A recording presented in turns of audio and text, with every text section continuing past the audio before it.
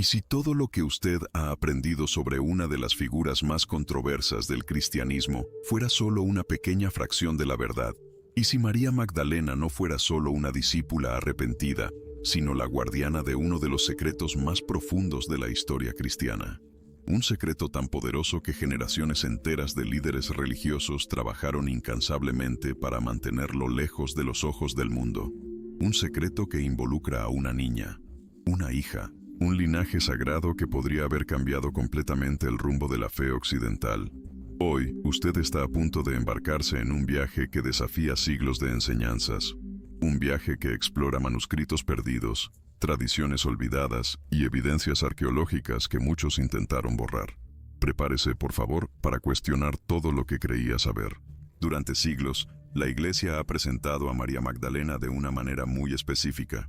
Primero como prostituta arrepentida, luego, tras revisiones teológicas, como discípula devota. Pero ¿y si ambas narrativas fueran solo capas superficiales de una historia mucho más compleja y revolucionaria? Lo que los evangelios canónicos omiten, los textos apócrifos sugieren, lo que la tradición oficial silenció, las leyendas populares preservaron. Mientras usted creció escuchando una versión de la historia de María Magdalena, evidencias esparcidas por manuscritos antiguos, tradiciones orales del sur de Francia y hasta símbolos arquitectónicos en catedrales medievales cuentan una narrativa completamente diferente. Imagine, por favor, descubrir que María Magdalena no era solo una testigo de la resurrección, sino la portadora de un legado genético sagrado. Que ella no solo siguió a Jesús, sino que llevó consigo, literalmente, el futuro de un linaje que tendría implicaciones teológicas, políticas y espirituales inmensas. Este no es un viaje para demonizar instituciones o atacar creencias. Es una exploración honesta de lo que las fuentes históricas realmente preservaron, de lo que fue deliberadamente omitido y del por qué. Es sobre entender cómo las narrativas son construidas, cómo el poder y la política moldean la teología, y cómo la búsqueda de la verdad histórica puede coexistir con la fe personal. La pregunta no es si usted debe creer en todo lo que se le presentará aquí. La pregunta es, ¿está usted dispuesto a conocer lo que ha sido ocultado?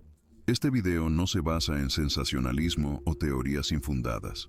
Cada afirmación que le haremos estará anclada en fuentes verificables, manuscritos gnósticos descubiertos en Nag Hammadi, tradiciones preservadas por la Iglesia Ortodoxa Oriental, leyendas medievales documentadas por historiadores y hasta descubrimientos arqueológicos recientes que arrojan nueva luz sobre la vida de las primeras comunidades cristianas. Exploraremos, pues, el Evangelio de María, el Evangelio de Felipe, el Evangelio de Tomás, textos que fueron considerados heréticos, pero que representan corrientes cristianas tan antiguas como los evangelios que usted conoce. Examinaremos la tradición de Saintes-Maries de la Mer en Francia, donde la leyenda de Sara, la Santa Sara, es venerada desde hace más de 1000 años. Este no es un ataque a la fe cristiana. Muchos eruditos cristianos devotos han pasado sus vidas investigando estas mismas cuestiones. Es sobre honestidad intelectual. Es sobre reconocer que la historia del cristianismo primitivo era mucho más diversa, rica y compleja de lo que nos han enseñado. Estamos aquí para explorar, cuestionar y comprender. No para destruir, sino para iluminar. Imagine, por favor, a una joven mujer, en los primeros siglos de la era cristiana, huyendo a través del Mediterráneo. Ella lleva en sus brazos a una niña llamada Sara. Alrededor de ellas el mundo que conocían se desmorona. Persecución, violencia, borrado sistemático de su historia. María Magdalena sabe que proteger a esta niña es más importante que su propia vida, porque Sara no es solo una niña cualquiera. Ella es, según tradiciones preservadas en secreto, la hija de Jesús, la evidencia viva de que el Cristo no era solo divino, sino también profundamente humano, una verdad que podría haber destruido las fundaciones del poder eclesiástico que comenzaba a consolidarse. Este es un secreto por el cual María Magdalena estaría dispuesta a morir. Y, según algunas tradiciones, fue exactamente lo que sucedió. ¿Por qué este secreto fue tan peligroso? ¿Qué estaba en juego? Y lo más importante, ¿qué las evidencias realmente nos muestran cuando miramos más allá de las narrativas oficiales? ¿Está usted listo para descubrir la verdad? Respire hondo, pues. Este viaje desafiará todo lo que usted creía saber sobre el cristianismo primitivo. sobre María Magdalena y sobre la naturaleza de la propia fe. Comencemos, pues. Para comprender la historia de María Magdalena y Sara, necesitamos primero entender el contexto del cristianismo en el primer siglo. Este no era un movimiento monolítico con una doctrina única y clara. Era un mosaico vibrante de interpretaciones, prácticas y comunidades, muchas veces en desacuerdo unas con otras. En los años inmediatamente posteriores a la muerte de Jesús, diversos grupos cristianos emergieron. Estaban los judeocristianos de Jerusalén, liderados por Santiago, hermano de Jesús, que mantenían prácticas judaicas tradicionales. Estaban las comunidades paulinas, que expandieron el mensaje para los gentiles, y estaban los grupos gnósticos, que enfatizaban el conocimiento directo y la revelación personal. María Magdalena aparece en los 4 evangelios canónicos, pero su presencia es curiosamente limitada y al mismo tiempo crucial. Ella es testigo de la crucifixión cuando los apóstoles varones huyeron. Ella es la primera en descubrir el sepulcro vacío. Ella es la primera a quien el Cristo resucitado aparece. En los evangelios canónicos, ella es llamada apóstola de los apóstoles, aquella que anuncia la resurrección a los propios discípulos. Pero hay una tensión palpable en la forma en que es retratada. Una tensión que se vuelve explícita cuando miramos los textos no canónicos. En el Evangelio de María, por ejemplo, Pedro cuestiona abiertamente por qué Jesús habría revelado enseñanzas secretas a una mujer en lugar de a los apóstoles varones. Hay celos, hay disputa de autoridad. Esta tensión no es accidental. Refleja conflictos reales en las primeras comunidades cristianas sobre el papel de las mujeres, sobre la autoridad espiritual y sobre quién tenía el derecho de interpretar las enseñanzas de Jesús. La María Magdalena de los evangelios canónicos es una figura de devoción y testimonio, pero en los textos gnósticos ella es mucho más. Ella es la discípula más amada, aquella que comprende enseñanzas profundas que los otros no logran captar. En el Evangelio de Felipe hay referencias explícitas a una relación especial entre Jesús y María, usando lenguaje que algunos eruditos interpretan como indicativo de matrimonio. Ahora, aquí es donde la historia se vuelve revolucionaria. Si María Magdalena era, de hecho, compañera de Jesús en un sentido conyugal, la existencia de descendencia no solo sería posible, sino que sería esperada. En una cultura judía del primer siglo, el matrimonio y la procreación no solo eran normales, sino prácticamente obligatorios para un rabino. Es aquí donde entra la tradición de Sara. En el sur de Francia, en el pequeño pueblo de Sainte-Marie-de-la-Mer, hay una iglesia que preserva una de las leyendas más antiguas y persistentes del cristianismo europeo.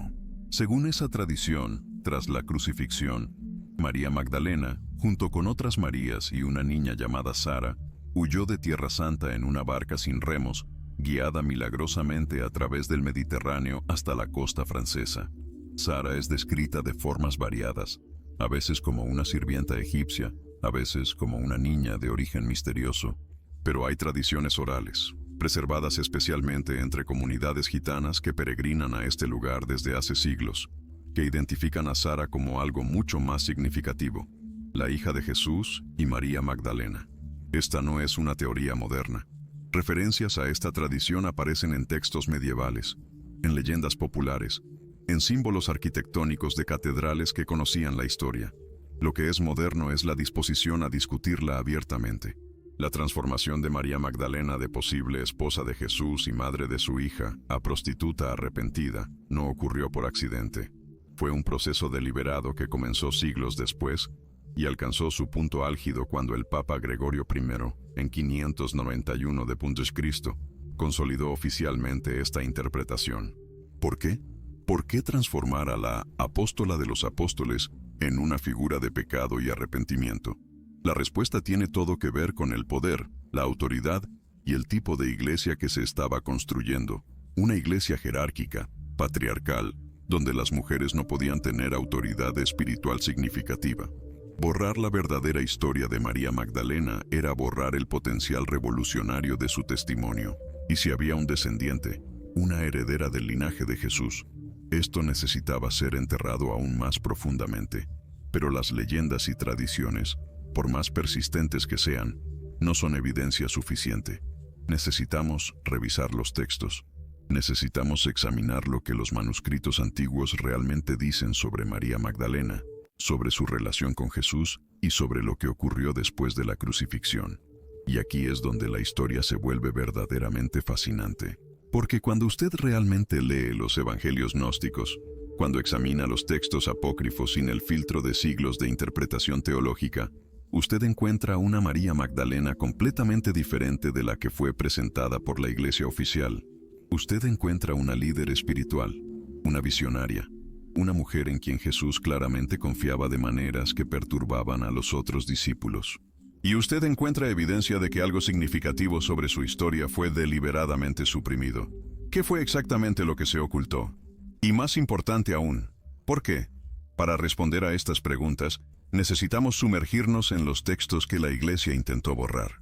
Si este viaje sobre María Magdalena y los secretos del cristianismo primitivo está desafiando lo que usted creía saber, imagine todo lo que aún falta por descubrir. Este canal existe para explorar las verdades ocultas de la historia religiosa, para cuestionar narrativas oficiales y buscar lo que realmente sucedió más allá de los dogmas establecidos. Únase a esta comunidad de exploradores presionando el botón de suscripción. No prometemos respuestas fáciles, sino un viaje honesto hacia la verdad sobre el cristianismo primitivo y sus figuras más enigmáticas. Ahora, continuemos. En 1945, en la ciudad egipcia de Nag Hammadi, un campesino llamado Muhammad Ali al-Samman hizo uno de los descubrimientos arqueológicos más importantes del siglo XX. Cavando cerca de una cueva, encontró un jarro de cerámica sellada. Dentro de él, 13 códices de papiro que contenían más de 50 textos religiosos, la mayoría de ellos completamente desconocidos para el mundo moderno. Entre estos textos se encontraba el Evangelio de María, no María, la madre de Jesús, sino María Magdalena. Este evangelio, datado del siglo II, pero posiblemente basado en tradiciones aún más antiguas, presenta a María Magdalena como la discípula que recibió enseñanzas secretas de Jesús, revelaciones que los otros apóstoles no comprendieron completamente. En el texto, después de la partida de Jesús, los discípulos están perdidos y con miedo. Es María quien los conforta y comparte las enseñanzas especiales que recibió. Pero aquí está la parte crucial. Pedro reacciona con ira y desconfianza. ¿En verdad habló con una mujer sin nuestro conocimiento y no abiertamente con nosotros? ¿Debemos cambiar nuestras costumbres y todos escuchar a esta mujer? La tensión es palpable. Leví defiende a María, reprendiendo a Pedro. Si el Salvador la hizo digna, ¿quién es usted para rechazarla? Esta no es solo una disputa teológica. Es una batalla por el poder y la autoridad en las primeras comunidades cristianas. Y María Magdalena está en el centro de ella. El Evangelio de Felipe va aún más lejos. Describe a Jesús besando a María frecuentemente en la boca, causando celos en los otros discípulos. Usa un lenguaje que los estudiosos interpretan como indicativo de una relación conyugal. El texto se refiere a ella como compañera de Jesús, una palabra que, en el contexto de la época, frecuentemente significaba esposa. Ahora bien, ¿por qué estos textos fueron considerados heréticos? ¿Por qué fueron enterrados en el desierto egipcio y casi perdidos para siempre? La respuesta reside en el tipo de cristianismo que estaba prevaleciendo en el siglo IV.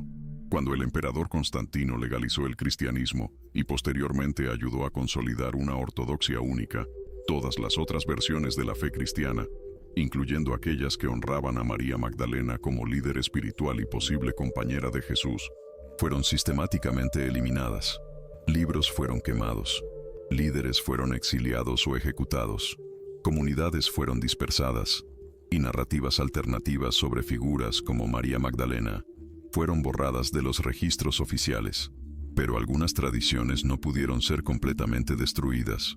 Sobrevivieron en leyendas populares, en prácticas de comunidades marginadas y en secretos transmitidos oralmente a través de generaciones.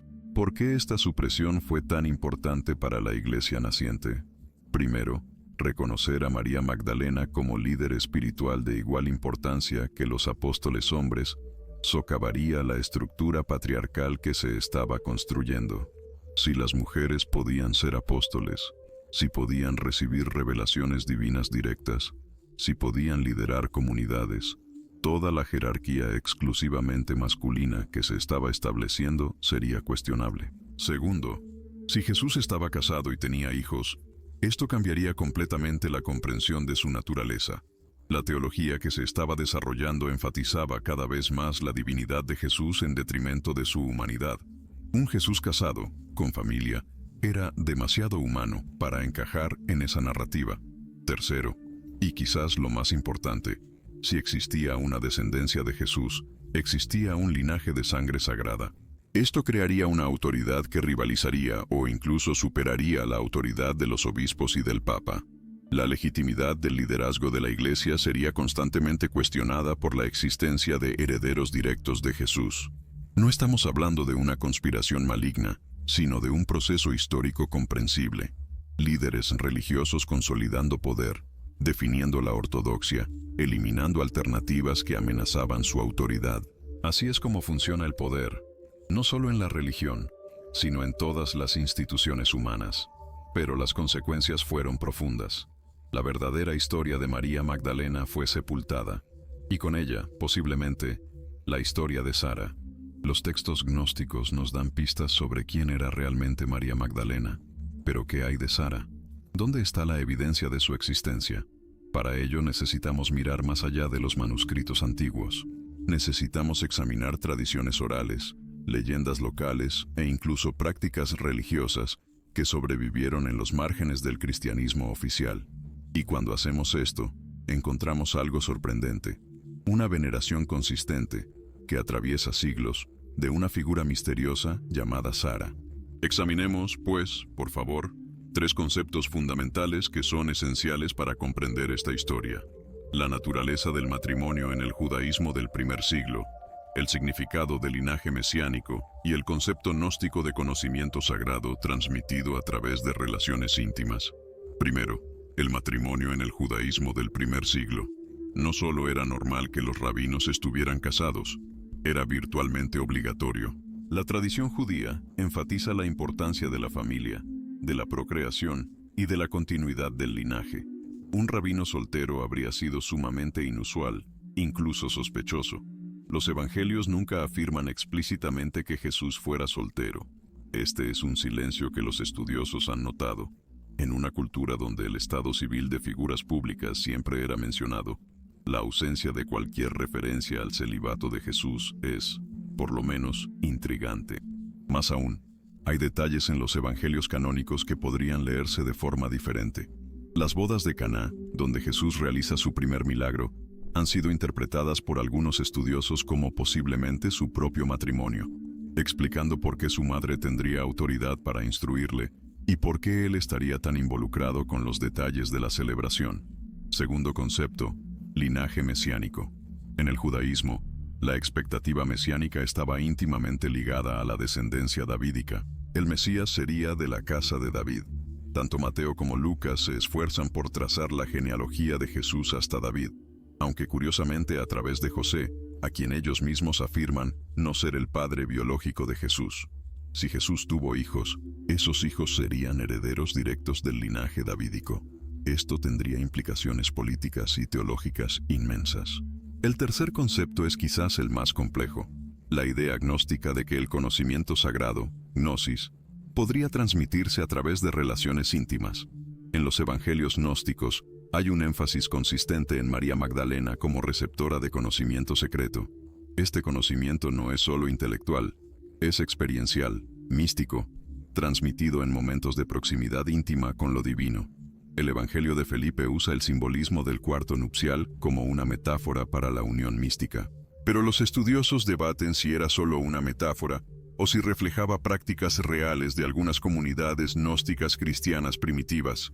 Aquí está el punto crucial.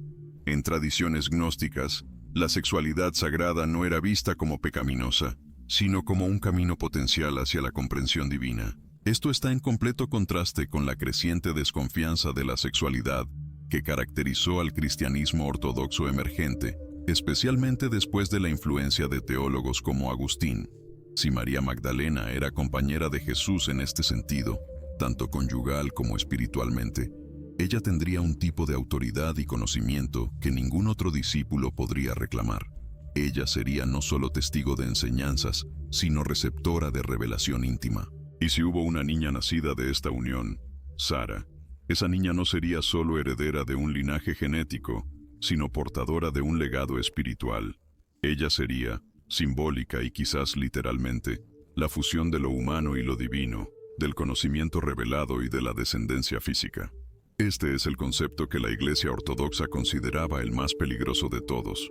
Cuando unimos estos tres conceptos, matrimonio judío normativo, linaje mesiánico y transmisión gnóstica de conocimiento, la historia de María Magdalena y Sara cobra nuevas dimensiones. Ya no estamos hablando solo de una discípula devota que fue testigo de la resurrección. Estamos hablando de una posible esposa, madre de una heredera sagrada, portadora de enseñanzas secretas y líder espiritual de pleno derecho. Estamos hablando de una figura tan poderosa que su verdadera historia necesitaba ser borrada para que el tipo de iglesia que conocemos pudiera ser construida.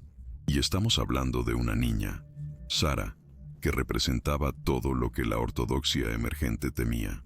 Evidencia viva de que Jesús era completamente humano, que el linaje de sangre podría competir con la autoridad institucional, que las mujeres tenían un papel central en la transmisión de la enseñanza sagrada.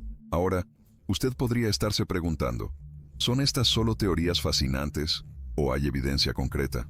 Para responder a esto, necesitamos examinar los orígenes de esta tradición. ¿De dónde viene realmente la historia de Sara? ¿Y qué puede decirnos sobre el cristianismo primitivo? La verdad sobre María Magdalena y Sara desafía todo lo que nos han enseñado. Pero ¿y usted? ¿Qué piensa sobre la posibilidad de que Jesús haya estado casado y haya tenido hijos? ¿Esto cambiaría su fe o la profundizaría? Deje su reflexión en los comentarios, por favor. Este es un espacio para diálogo respetuoso, donde todas las perspectivas son bienvenidas. Construyamos juntos una comunidad que no tenga miedo de hacer preguntas difíciles. Ahora, sigamos explorando, pues, la historia de Sara no comienza en tratados teológicos o documentos oficiales de la Iglesia. Comienza en leyendas populares, transmitidas oralmente a través de siglos en pequeñas comunidades del sur de Francia. La narrativa más completa proviene de la Leyenda Áurea, una colección de hagiografías compilada por Jacobo de la Vorágine en el siglo XIII.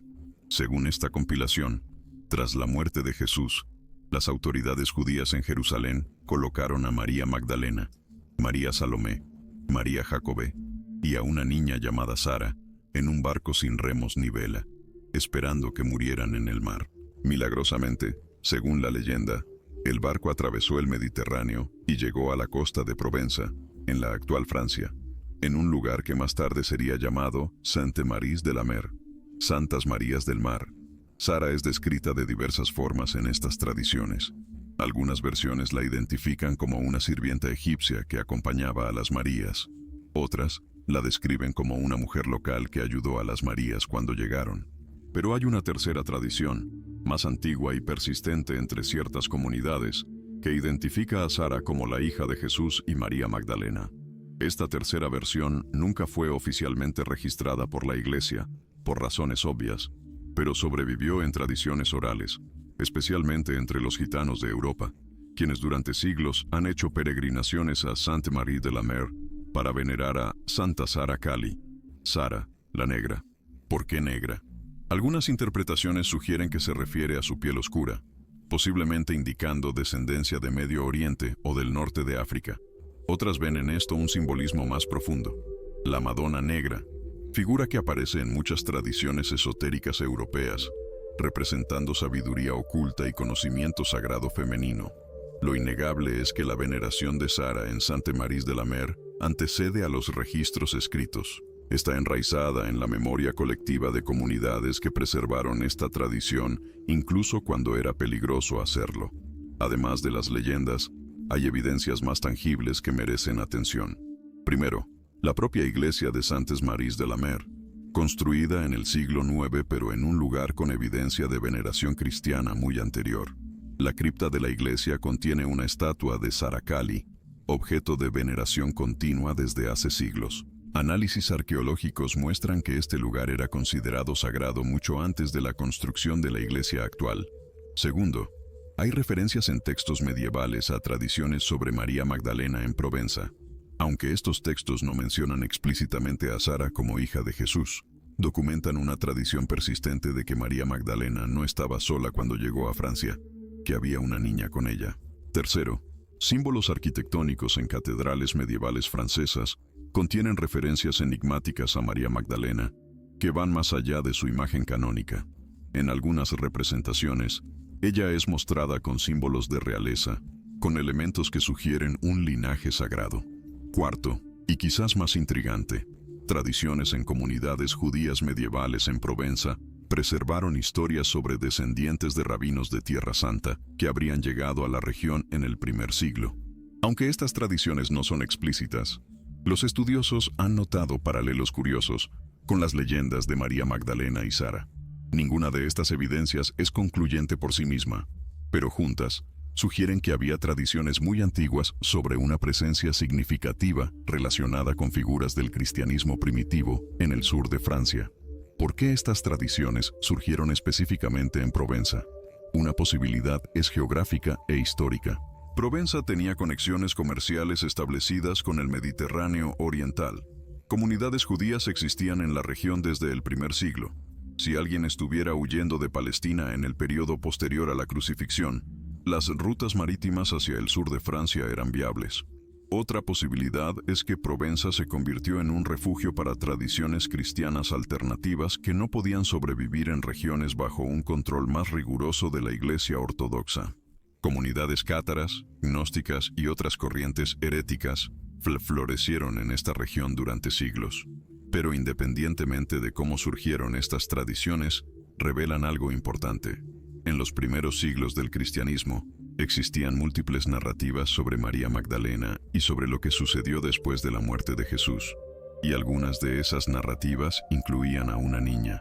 En los primeros 3 siglos del cristianismo, la diversidad de creencias y prácticas era impresionante. No existía una iglesia. Existían comunidades cristianas con interpretaciones muy diferentes sobre quién era Jesús, lo que sus enseñanzas significaban y quién tenía autoridad para interpretarlas. Durante este periodo, María Magdalena era ampliamente reconocida como una figura importante. Textos gnósticos la celebraban como líder espiritual.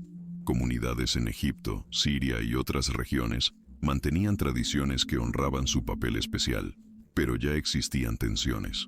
Las cartas de Pablo, escritas a mediados del primer siglo, revelan conflictos sobre el papel de las mujeres en las comunidades cristianas. Algunas comunidades permitían que las mujeres profetizaran, enseñaran y lideraran. Otras, influenciadas por la cultura grecorromana y por interpretaciones específicas de la tradición judía, comenzaban a restringir esos roles. A medida que el cristianismo se expandía y se organizaba, estas tensiones se intensificaban. Obispos reclamaban autoridad basada en la sucesión apostólica, una cadena de autoridad que pasaba por los 12 apóstoles varones. María Magdalena, por más importante que fuera como testigo de la resurrección, no encajaba fácilmente en esta estructura.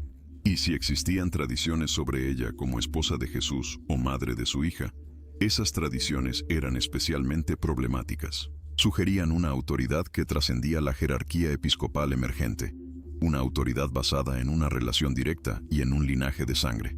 El siglo IV marcó un punto de inflexión crucial. Con la conversión de Constantino y los concilios de Nicea y Constantinopla, una forma específica de cristianismo fue establecida como ortodoxia. Todo lo que divergía era declarado herético. Evangelios que celebraban a María Magdalena fueron excluidos del canon. Comunidades que la honraban como líder fueron perseguidas. Y gradualmente, una nueva narrativa sobre ella fue construida.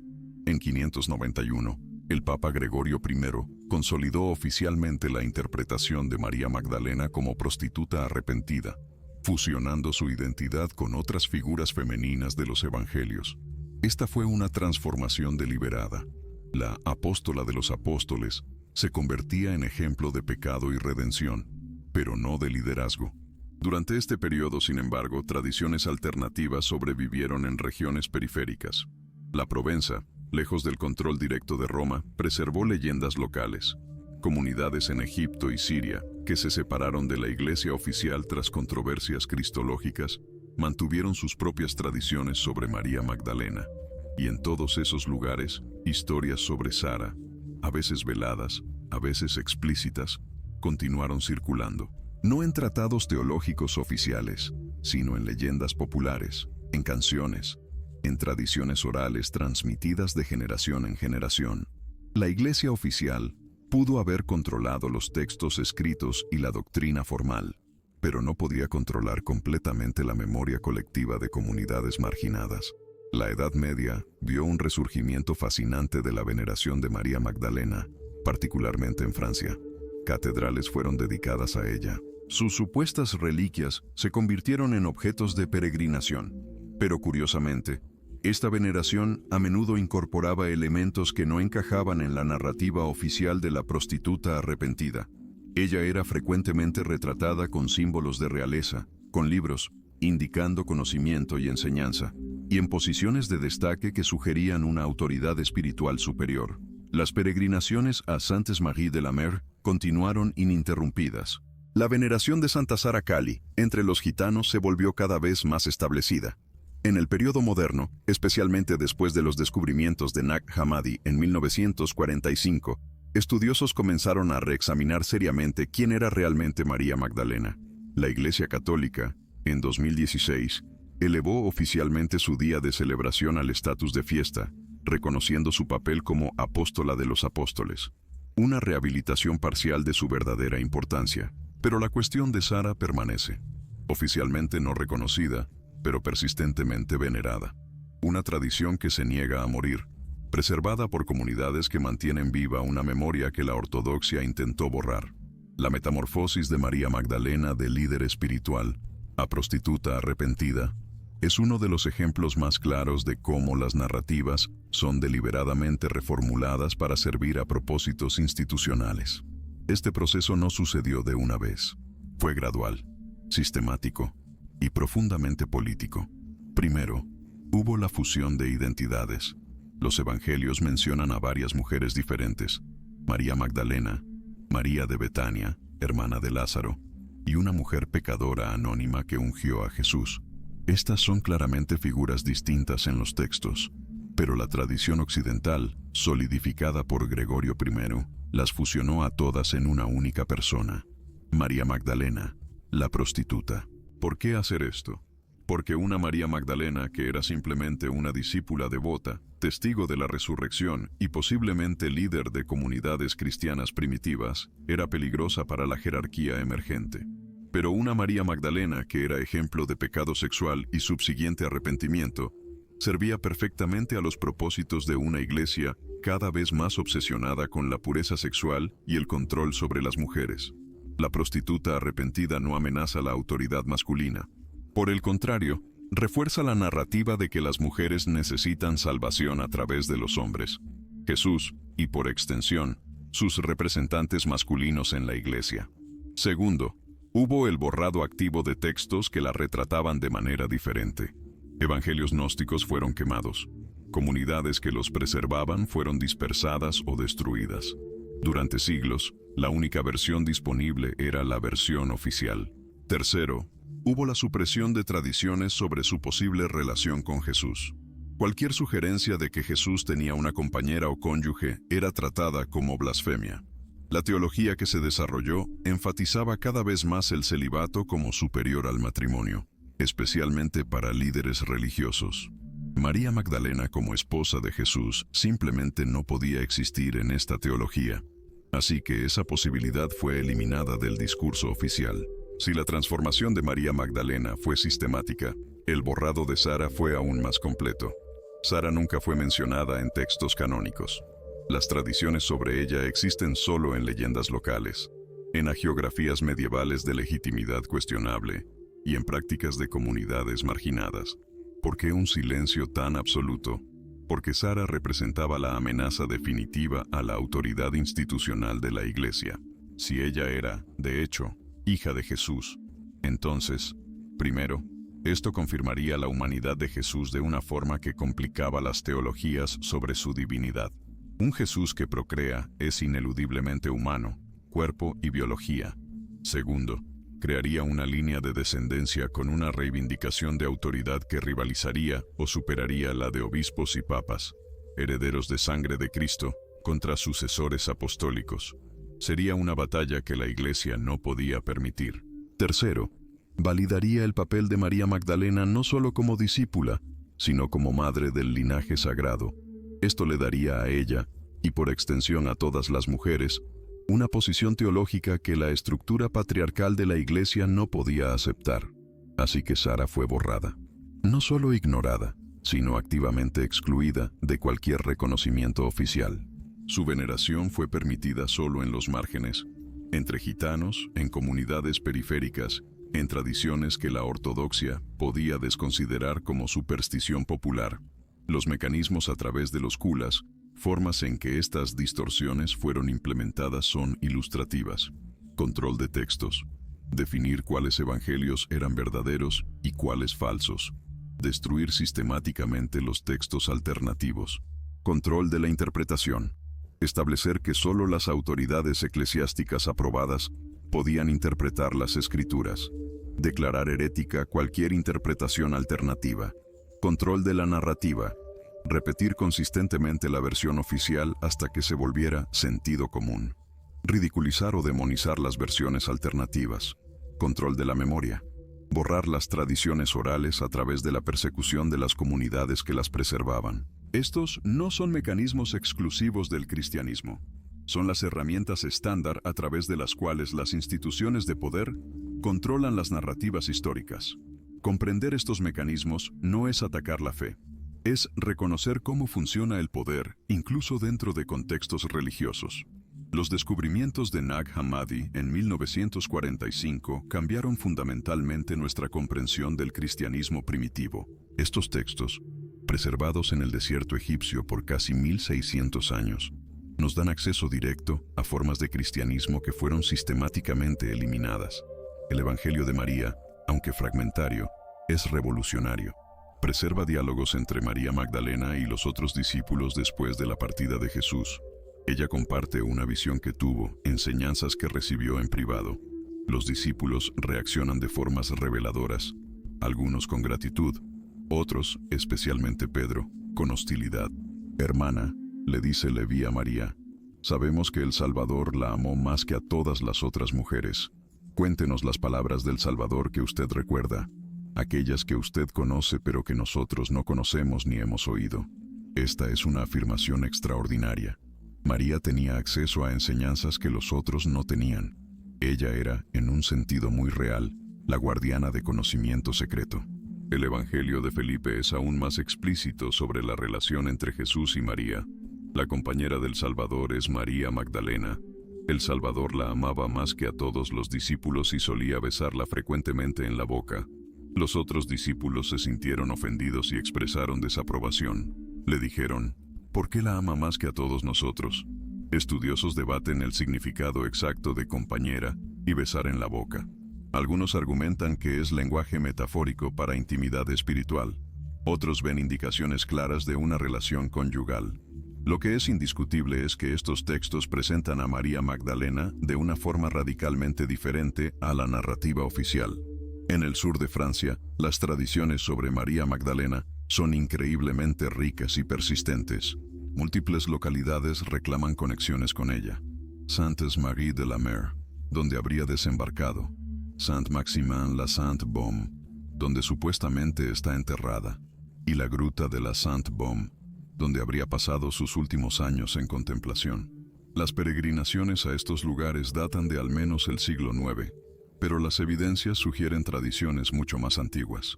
Análisis arqueológicos de algunos de estos lugares revelan una continuidad de veneración que puede remontarse a los primeros siglos. Las leyendas provenzales sobre María Magdalena contienen detalles que no aparecen en los evangelios canónicos, que ella evangelizó la región, que realizó milagros, que fundó comunidades, y siempre, en las capas más profundas de estas leyendas, hay referencias veladas a una niña, Sara. La veneración de Santa Sara Cali en Sainte-Marie de la Mer es particularmente fascinante. Cada mes de mayo, miles de gitanos peregrinan a este lugar para honrarla. Esta práctica está documentada desde hace siglos y parece basarse en tradiciones aún más antiguas.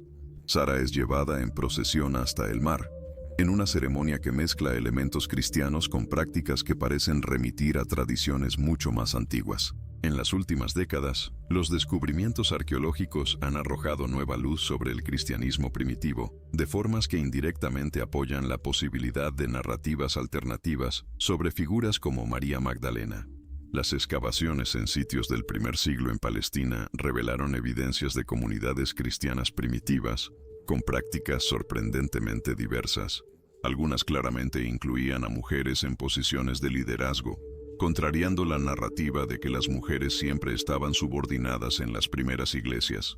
Tumbas cristianas primitivas con inscripciones que identificaban a mujeres como apóstolas, presbíteras y diaconisas fueron descubiertas en varias regiones.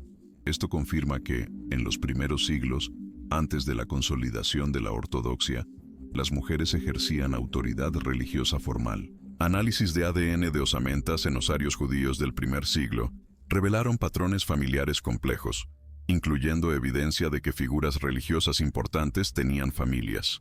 Aunque ninguno de estos hallazgos pueda ser directamente ligado a Jesús o María Magdalena, estos establecen que el contexto cultural hacía que el matrimonio y la familia no solo fueran posibles, sino probables para cualquier rabino judío de la época. Fragmentos de textos descubiertos en cuevas cercanas al Mar Muerto y en otros lugares continúan expandiendo nuestra comprensión de la diversidad del judaísmo y cristianismo primitivos. Aquí hay una pregunta que quizás nadie le haya hecho antes. Si Jesús realmente tuvo una hija, ¿esto haría su mensaje menos divino o más profundamente humano? Si María Magdalena fue realmente la guardiana de un secreto sagrado, ¿qué más nos ha sido ocultado sobre los orígenes del cristianismo? Piense en ello mientras continuamos. Comprender por qué ciertas narrativas sobre María Magdalena y Sara fueron suprimidas requiere entender la política del cristianismo primitivo. En los primeros 3 siglos, el cristianismo era ilegal y perseguido en el Imperio Romano. Durante este periodo, la diversidad de creencias y prácticas era tolerada por necesidad. No había una autoridad centralizada que pudiera imponer la ortodoxia. Las comunidades se desarrollaban de forma relativamente independiente. Pero todo cambió con Constantino, cuando el emperador legalizó el cristianismo en 313 d.C. y posteriormente favoreció activamente la religión. Por primera vez se volvió posible, y políticamente ventajoso, definir una ortodoxia única. ¿Por qué? Porque Constantino veía en el cristianismo una herramienta potencial de unificación del imperio.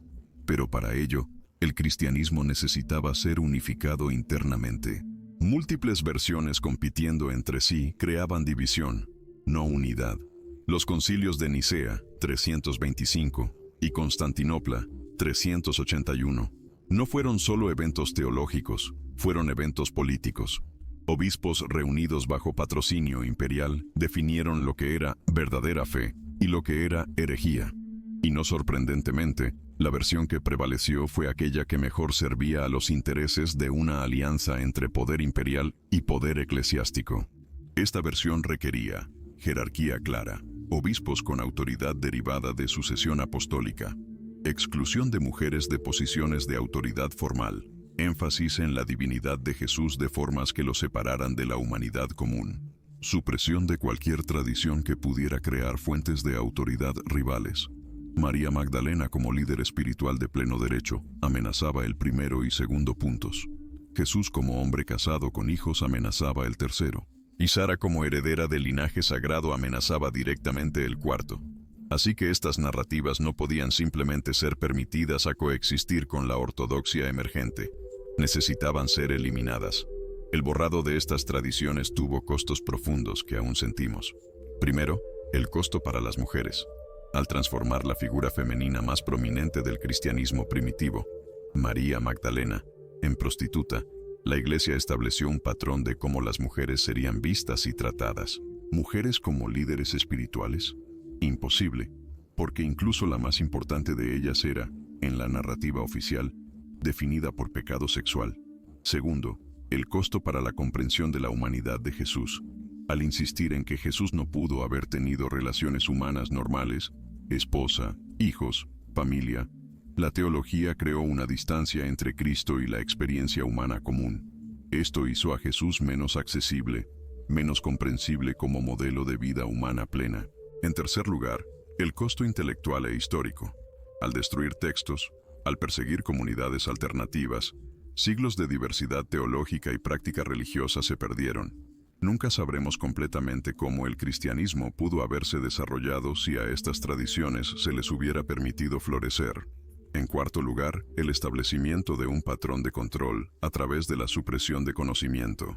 Una vez que se estableció que ciertas verdades podían ser activamente ocultadas para el bien de los fieles, se abrió una puerta a otros tipos de supresión y control.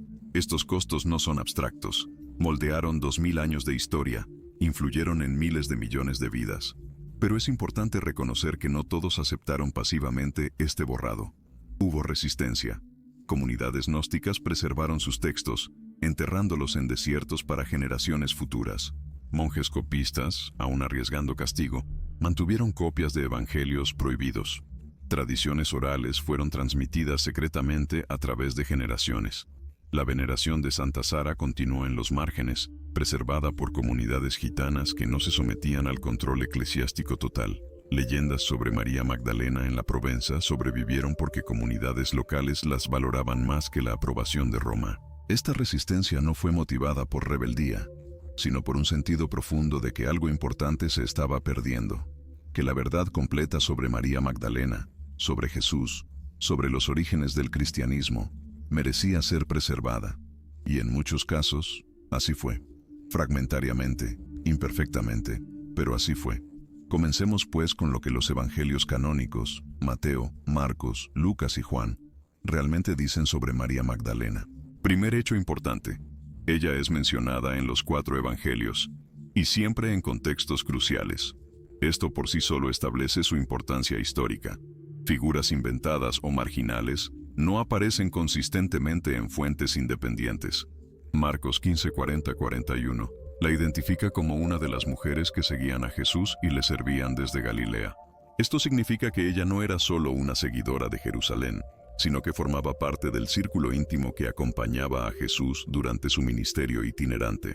Los 4 evangelios la colocan al pie de la cruz, cuando los discípulos hombres, con posible excepción de Juan, huyeron. Los 4 la identifican como la primera testigo del sepulcro vacío. Y Juan 20 presenta una de las escenas más íntimas y emotivas de los evangelios, el encuentro de María Magdalena con Jesús resucitado en el jardín. Ahora bien, esto es lo que los evangelios canónicos no dicen. No la identifican como prostituta. Esa asociación se hizo siglos después. Lucas 8:2 menciona que Jesús expulsó 7 demonios de ella, pero esto era comprendido como curación de enfermedades, no como pecado sexual. Los evangelios canónicos tampoco dicen que Jesús fuera soltero. Este silencio es significativo. En una cultura donde el estado civil era siempre relevante, la ausencia de cualquier mención al celibato de Jesús es, por lo menos, intrigante. Lo que los evangelios canónicos establecen es: María Magdalena era una de las seguidoras más cercanas de Jesús. Estaba presente en momentos cruciales cuando otros huyeron, y fue elegida como primera testigo de la resurrección, el evento central de la fe cristiana. Los evangelios gnósticos presentan una imagen radicalmente expandida de María Magdalena.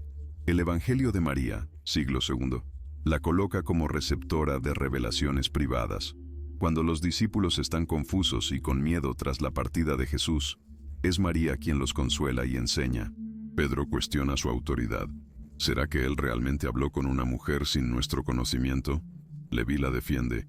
Si el Salvador la hizo digna, ¿quién es usted para rechazarla? El Evangelio de Felipe contiene el pasaje más controvertido. La compañera del Salvador es María Magdalena. Cristo la amaba más que a todos los discípulos y solía besarla frecuentemente en la boca.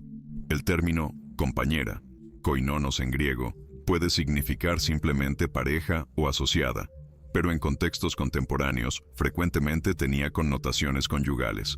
El acto de besar en la boca, en algunas culturas antiguas, se asociaba con la transmisión de espíritu o conocimiento sagrado, pero en otras era simplemente afecto romántico. El Evangelio de Tomás menciona un conflicto donde Pedro dice: «Deje que María nos deje, pues las mujeres no son dignas de la vida». Jesús responde defendiéndola de una forma que, aunque compleja de interpretar, claramente establece su valor espiritual como igual o superior a los discípulos hombres. Pistis Sophia, otro texto gnóstico, Presenta a María Magdalena haciendo más preguntas y recibiendo más enseñanzas que cualquier otro discípulo. Jesús la alaba repetidamente por su comprensión superior. Estos textos no son fantasías tardías. Muchos datan del siglo II, tan cercanos temporalmente a los evangelios canónicos como los evangelios canónicos lo están de la vida de Jesús. Entonces, ¿qué hacen los académicos con estas fuentes contradictorias?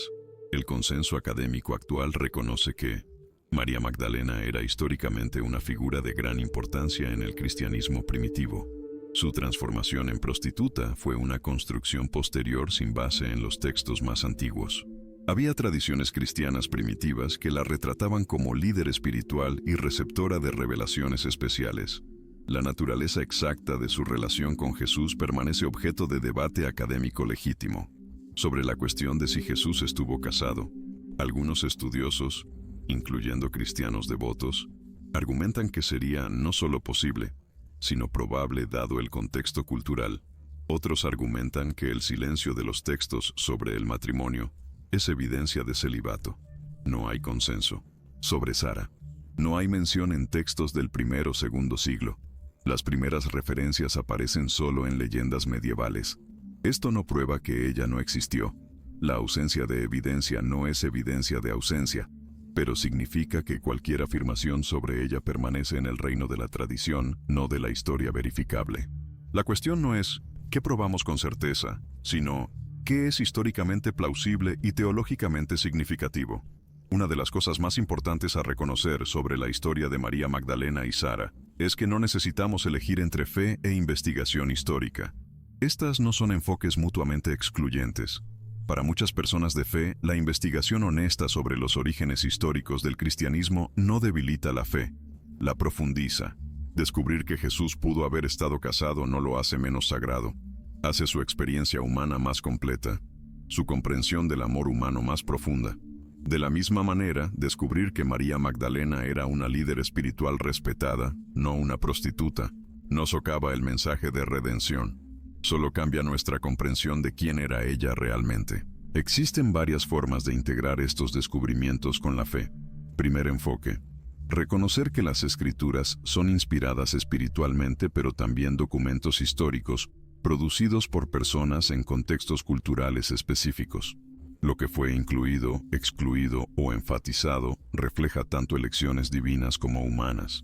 Segundo enfoque: entender que Dios puede trabajar a través de la complejidad de la historia humana. Las luchas políticas, las decisiones controvertidas, incluso los errores de los liderazgos eclesiásticos, no impiden que el mensaje central del Evangelio, amor, redención, transformación, permanezca verdadero. Tercer enfoque: ver en la diversidad del cristianismo primitivo no una debilidad, sino una riqueza. Múltiples perspectivas sobre Jesús, múltiples formas de practicar la fe, múltiples voces, incluyendo femeninas, contribuyendo a la comprensión de lo sagrado. Estos enfoques permiten honrar tanto la tradición como la honestidad intelectual. Le permiten hacer preguntas difíciles sin abandonar la fe. A lo largo de la historia, individuos y comunidades han encontrado formas de integrar el conocimiento crítico con la devoción espiritual. Eruditos cristianos devotos, desde Orígenes en el III siglo hasta teólogos contemporáneos, han trabajado para comprender los textos sagrados tanto en sus contextos históricos como en sus significados espirituales. Ellos han reconocido que hacer preguntas críticas no es falta de fe, sino una forma de honrar el don divino de la razón.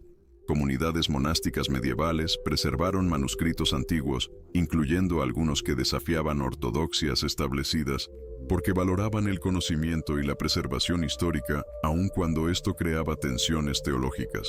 Movimientos de reforma a lo largo de los siglos, de los valdenses a los reformadores protestantes y a los teólogos de la liberación modernos, cuestionaron narrativas establecidas no para destruir la fe, sino para purificarla, para regresar a formas más auténticas de seguir a Jesús. Hoy, muchos cristianos practicantes se involucran seriamente con estudios bíblicos críticos, arqueología, historia comparativa de religiones, y encuentran que esto enriquece, no disminuye, su vida espiritual. La cuestión de María Magdalena y Sara puede ser vista a través de esta lente integradora. Si María Magdalena fue esposa de Jesús, esto nos enseña que lo divino abraza totalmente lo humano. que las relaciones sagradas incluyen la intimidad conyugal, que el amor romántico puede ser una vía para la comprensión espiritual. Si Sara existió, ella representa la continuidad de la encarnación, Dios tan profundamente insertado en la experiencia humana que participa incluso de la generación y la familia. Si estas tradiciones fueron suprimidas por razones políticas, esto nos recuerda que debemos siempre cuestionar las estructuras de poder, incluso, especialmente, las religiosas, y buscar voces marginadas que pueden preservar verdades perdidas. Quizás la lección más importante de esta historia sea sobre cómo nos involucramos unos con otros en cuestiones de fe e historia. La supresión de las tradiciones sobre María Magdalena y Sara resultó no solo de mal carácter, sino de miedo. Miedo de que el cuestionamiento llevara a la destrucción de la fe, de que la diversidad creara una división insuperable. Pero la historia muestra que los intentos de imponer uniformidad a través de la supresión nunca funcionan completamente. Las verdades tienen una forma de persistir, y las comunidades que permiten un cuestionamiento honesto frecuentemente emergen más fuertes, no más débiles. Lo que necesitamos hoy no es más supresión, sino más diálogo. Espacios donde las personas pueden explorar cuestiones difíciles sin miedo a la condena. Comunidades donde la fe devota y la investigación crítica pueden coexistir respetuosamente. Esta historia de María Magdalena y Sara, sea históricamente verificable en todos sus detalles o no, nos invita a este tipo de involucramiento. Nos invita a preguntar, ¿qué se perdió cuando ciertas voces fueron silenciadas? ¿Qué ganamos cuando les permitimos hablar de nuevo? Y quizás lo más importante, ¿cómo podemos construir comunidades de fe que no temen la verdad, donde quiera que ella nos lleve? Hemos llegado al final de un viaje extraordinario a través de siglos de historia, tradición y misterio. Comenzamos con una pregunta. ¿Y si María Magdalena protegió a Sara, la hija de Jesús? Un secreto que la Iglesia intentó borrar. Exploramos evangelios canónicos y gnósticos. Examinamos tradiciones provenzales que persistieron por más de 1000 años. Investigamos la política y el poder que moldearon la ortodoxia cristiana. Y encontramos algo sorprendente. La historia es mucho más compleja, rica y humana de lo que cualquier narrativa simplificada podría capturar. Descubrimos que María Magdalena no era la prostituta que nos enseñaron, sino una líder espiritual respetada, posiblemente la discípula más cercana de Jesús, receptora de enseñanzas especiales, primera testigo de la resurrección. Descubrimos que tradiciones sobre Sara, una niña ligada a María Magdalena y, según algunas versiones, hija de Jesús, han existido por siglos, preservadas por comunidades marginadas aun cuando la ortodoxia las rechazaba. Descubrimos que la transformación de María Magdalena y el borrado de Sara no fueron accidentes históricos, sino procesos deliberados ligados a cómo el poder y la autoridad fueron consolidados en las primeras iglesias. Y quizás lo más importante, descubrimos que la fe y el cuestionamiento no son enemigos, que honrar la tradición no significa aceptar ciegamente todo lo que nos fue enseñado, que buscar la verdad histórica puede ser un acto de devoción espiritual. Si usted ha llegado hasta aquí, es porque usted es alguien que no teme hacer preguntas difíciles, alguien que valora el conocimiento tanto como la fe, alguien que entiende que la verdad es más preciosa que la comodidad. Este no es un viaje que destruye la fe, es uno que la transforma, la profundiza, la hace más honesta y más humana. Usted ahora posee un conocimiento que muchos nunca tendrán el coraje de buscar. Conocimiento sobre las complejidades reales del cristianismo primitivo, sobre figuras históricas que fueron transformadas por narrativas institucionales, sobre tradiciones que fueron preservadas contra todas las probabilidades. Lo que usted hace con ese conocimiento es su elección. Usted puede usarlo para cuestionar, no de forma destructiva, sino constructiva, para preguntarle a sus comunidades de fe, ¿por qué no nos enseñaron esto? ¿Qué más no sabemos? Usted puede usarlo para la empatía, para comprender que las instituciones, incluso las religiosas, son profundamente humanas, sujetas a las mismas dinámicas de poder que todas las organizaciones humanas. Usted puede usarlo para la inspiración, reconociendo que si las tradiciones sobre María Magdalena y Sara sobrevivieron siglos de supresión, esto atestigua el poder de la verdad para persistir incluso cuando intentan enterrarla. Usted puede usarlo para la transformación personal, permitiendo que estas revelaciones profundicen su comprensión de la fe, la humanidad y lo sagrado que existe en la intersección entre lo divino y lo humano. La historia de María Magdalena protegiendo a Sara es, en última instancia, una historia sobre el coraje. Coraje de guardar la verdad cuando es peligroso. Coraje de preservar tradiciones cuando son rechazadas. Coraje de cuestionar cuando es más fácil aceptar. Si esta historia resuena en usted, quizás sea porque usted también está llamado a ese tipo de coraje. Este viaje no termina aquí. Hay mucho más que explorar sobre el cristianismo primitivo, sobre figuras que fueron marginadas o transformadas, sobre cómo la religión, la política y el poder se entrelazan. Hay preguntas que aún no hemos respondido. ¿Qué pasó con las comunidades cristianas que honraban a María Magdalena como líder? ¿Cómo sería el cristianismo si a estas tradiciones se les hubiera permitido florecer? ¿Qué otras historias fueron enterradas y esperan ser redescubiertas? Y hay implicaciones prácticas para hoy. ¿Cómo pueden las comunidades de fe honrar tanto la tradición como la honestidad intelectual? ¿Cómo podemos crear espacios donde el cuestionamiento es visto no como amenaza, sino como expresión de fe madura? ¿Cómo podemos recuperar voces femeninas que fueron sistemáticamente silenciadas? Estas son preguntas que merecen una exploración continua. Y este canal existe para eso, para sumergirse profundamente en historias que desafían, que provocan, que transforman. La búsqueda de la verdad sobre María Magdalena, Sara y los orígenes del cristianismo es solo el comienzo. Hay un mundo entero de conocimiento oculto esperando ser descubierto, y usted está invitado a cada paso de este viaje. Hemos llegado al final de este viaje extraordinario sobre María Magdalena, Sara y los secretos que la Iglesia intentó borrar. Si usted ha llegado hasta aquí, es porque es una de esas personas que no temen hacer las preguntas difíciles, que valoran el conocimiento tanto como la fe o la tradición. Este canal existe para personas exactamente como usted, personas que quieren explorar las verdades ocultas de la historia religiosa, que no se conforman con narrativas superficiales, que buscan una comprensión profunda de los orígenes del cristianismo y de sus figuras más enigmáticas. Si usted aún no se ha suscrito, este es el momento perfecto. Tenemos mucho más que explorar juntos sobre el cristianismo primitivo, sobre textos perdidos, sobre figuras históricas transformadas por la política y el poder. Su compañía en este camino significa todo. Active la campanita, por favor, para no perderse ningún video. Y ahora, en su pantalla, aparecerá otro video que continuará expandiendo su perspectiva sobre los misterios del cristianismo primitivo. No se detenga aquí. La búsqueda de la verdad nunca termina.